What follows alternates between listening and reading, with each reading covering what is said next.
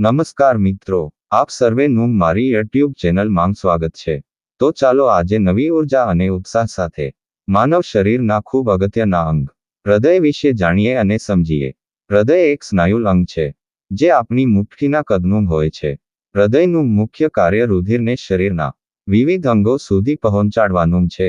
સાથે રુધિરનું કાર્ય ઓક્સિજન તેમજ કાર્બન ડાયોક્સાઇડ બંનેનું વહન કરવાનું હોય છે।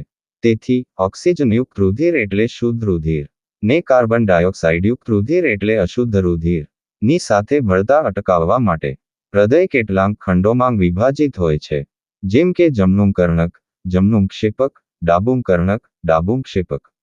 કાર્બન ડાયોક્સાઇડયુક્ત રુધિરને કાર્બન ડાયોક્સાઇડથી મુક્ત કરવા માટે તેને ફેફસામાં લઈ જવામાં આવે છે અને ફેફસામાંથી ઓક્સિજનયુક્ત રુધિર ને પાછું હૃદયમાં લાવવામાં આવે છે।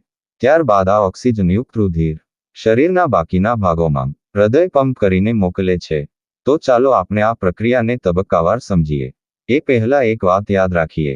1. શિથિલતા વખતે રુધિર ખંડોમાં દાખલ થાય। 2. સંકોચન વખતે રુધિર ખંડોમાંથી બહાર જાય। હવે સમજીએ। સૌ પ્રથમ ફેફસામાંથી ઓક્સિજનયુક્ત રુધિર હૃદયની પાતળી દિવાલ ધરાવતા ખંડમાં એટલે ડાબા કર્ણકમાં આવે છે। ડાબું કર્ણક રુધિર મેળવતી વખતે શિથિલ થાય છે। હવે જ્યારે ડાબું કર્ણક સંકોચન પામે છે ત્યારે તેની નીચે આવેલું ડાબું ક્ષેપક શિથિલન પામે છે, જેથી રુધિર ડાબા ક્ષેપકમાં દાખલ થાય છે। ત્યારબાદ ડાબા ક્ષેપકના સંકોચનથી રુધિર હૃદયમાંથી શરીરના વિવિધ ભાગો તરફ જાય છે। હકીકતમાં આ જ સમયે શરીરના વિવિધ ભાગોમાંથી એકઠું થયેલું ઓક્સિજનવિહીન રુધિર હૃદયના જમણી તરફના ઉપરના ખંડ જમણા કર્ણકના શિથિલન થવાથી તેમાં દાખલ થાય છે। જમણા કર્ણકનું સંકોચન થતાં જ તેની નીચેના જમણા ક્ષેપકનું શિથિલન થાય છે, એટલે ઓક્સિજનવિહીન રુધિર જમણા ક્ષેપકમાં પ્રવેશે છે અને ત્યાંથી તેને ઓક્સિજનયુક્ત થવા માટે ફેફસાં તરફ ધકેલે છે। હવે ક્ષેપકોએ રુધિરને શરીરના વિવિધ ભાગો તરફ ધકેલવાનું હોવાથી તેમની દિવાલ કર્ણકોની સાપેક્ષમાં માંસલ અને જાડી હોય છે। સાથે રુધિરનું તે જ માર્ગે પાછું વહન ન થાય તે માટે વાલ્વ કાર્ય કરે છે, જેના વિશે આપણે આગળના વિડીયોમાં વધારે ચર્ચા કરીશું।